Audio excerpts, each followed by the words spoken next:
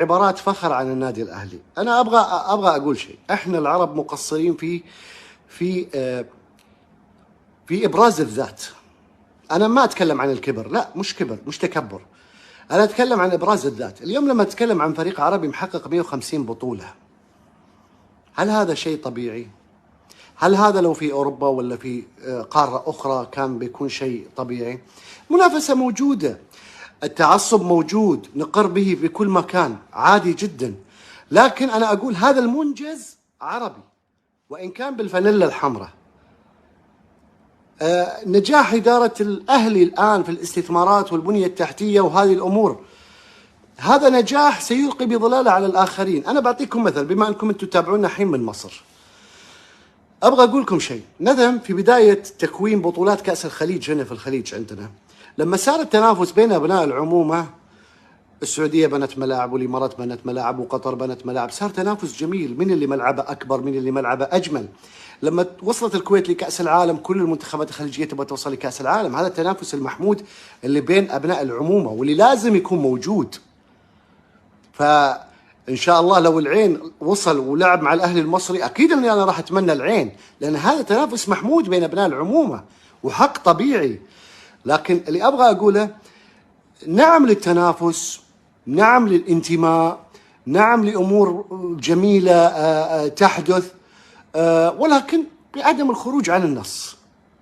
ففلان أبدع ونجح، المفروض أن احنا يعني نقول له برافو أنت نجحت، ألف مبروك. فلان أنت فشلت، أنت عندك واحد اثنين ثلاثة، تعدل من أمورك، والأيام دول وتتغير وما إلى ذلك.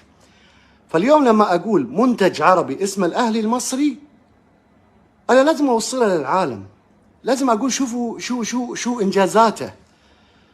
هذا الفريق كيف له بدون دعم.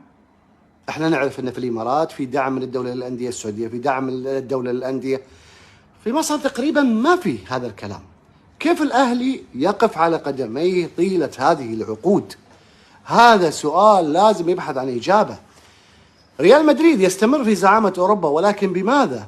انظر لحقوق النقل التلفزيوني، انظر للموارد، انظر للدعم، انظر متى ما احتاج للدولة دعمته. لكن الأهلي لا يلقى كل هذه الأشياء، ومع ذلك يستمر على الريادة الأفريقية. أنت تتكلم عن أكثر من 21-22 لقب قاري. أنا لم أتحدث عن الأفرو آسيوية، ولم أتحدث عن مشاركات كأس العالم للأندية. أنا أتحدث فقط 12 بطولة. الآن يتم تمجيد ريال مدريد على زعامته لأوروبا، ولا أرضى أن الأهلي يشبه بريال مدريد. الأهلي هو الأهلي، واسمه منتشر في كل الدول العربية. فحقيقة الأمر أنا حبيت أشكركم. والشاي ده أحمر كمان، عاوزين شاي؟ حبيت أشكر ردة الفعل الطيبة اللي وصلتني. وأنا أرجع أقول اللي من القلب يوصل للقلب، إن شاء الله ما فيها تصنع. وليس معنى هذا أني أنا منتمي للأهلي أو منتمي للزمالك أو منتمي للإسماعيلي. أنا أقدم مهنتي بحب.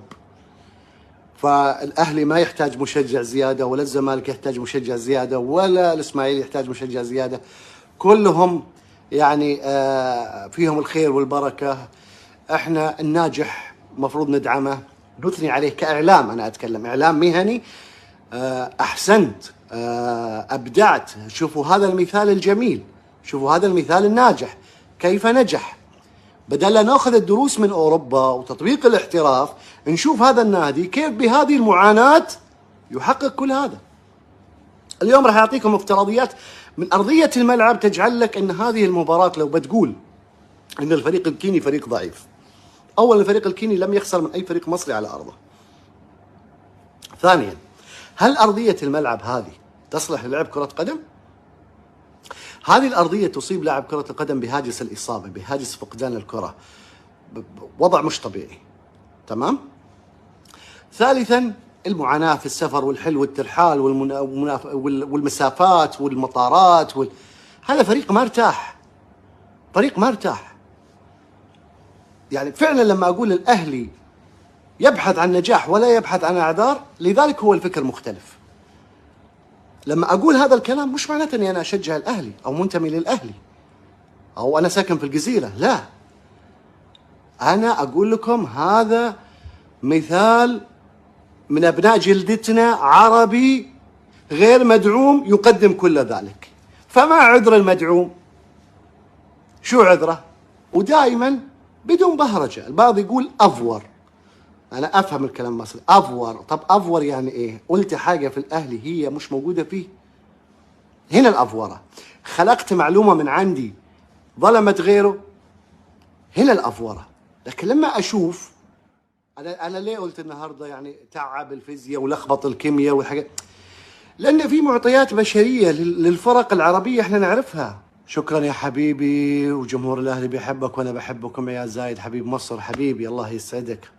ما شاء الله التعليق بجد ده، وانا لسه ما تغديتش، خد بالك ها، تعليق ده بدون غدا. ممكن تاخذ قلبي هديه ليك على حسب الوزن يا حبيبي. احنا حندي لك الجنسيه الاهلاويه الجنسيه المصريه. يا اهلي احبهم يا حتى من قلوبهم. هذه اعتقد في كاس العالم للانديه. احبك الله الذي احببتني فيه. صاحب التعليق اللي من القلب، شكرا. الحمد لله ان اللي من القلب يصل الى القلب. عالمي يا ريت نسمع تعليقك على مباريات الاهلي، دائما مبدع. ان شاء الله متى ما جاءت الفرصه صدقني كل معلق يتشرف. حبايبي الله يسعدكم. فانا حبيت اني اسوي هذا البث، والله شكر وتقدير واحترام ومحبه. ترى الاعلامي لما يقدم ويجتهد ويسعى وما يحصل رده فعل يكون في قمه الاحباط.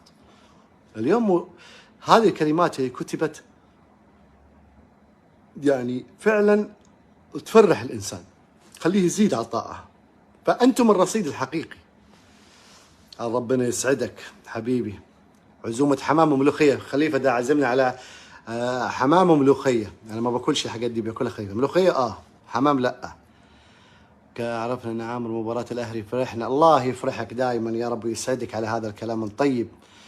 احلى واحسن عم عامر، انت راجل محترم وخلاص. احنا اعتمدنا انك اهلاوي رسمي وتعلق علينا دائما. حاضر يا حبيبي. الله يحفظكم اهل الكرم يا حبيبي. ان شاء الله نجيك وننعزم عندك ونتغدى عندك. الله يسعدكم ويطول اعماركم ويحفظكم، ونلتقي دائما ان شاء الله على خير. ما ندري بالنسبه لمباريات الاياب لسه، لكن السوبر المصري يتوقع في الامارات، ونخبه من الانديه المصريه جايه، ونتقابل ان شاء الله معكم دائما على فرح.